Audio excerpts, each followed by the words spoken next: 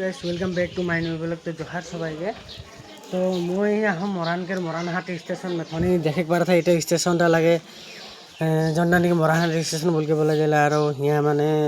station রাখি ব্রিজটা কমসে কম থনিকে 2-3 বছর হয়ে গেলি আর এদিকে স্টেশন দিকে দেখে পারা था ভরা ভিড় है আর 7:30 बजे के ट्रेन रहे যে 7:30 बजे না এখন মানে লেট চলতে है আর এখন 8:30 বলকে দেখা था মই টিকিট কাট के रेडी हो जाए और মই মানে दीमापुर धनसिरी जाता हूँ माने वहाँ से तो माने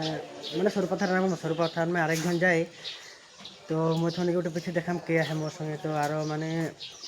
तो मुझे बात छोड़ के लाए रहे तो बात छोड़ के गेली ओके एक भाड़ा रहे तो छोड़ के गेली यार घर तो मैं এখন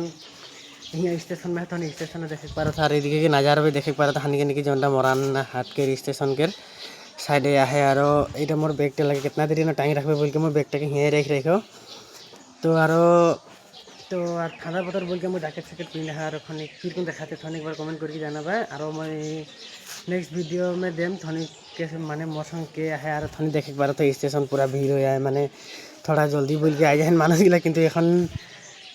1 घंटा 1.5 घंटा लेट देखाता है तो बोल के माने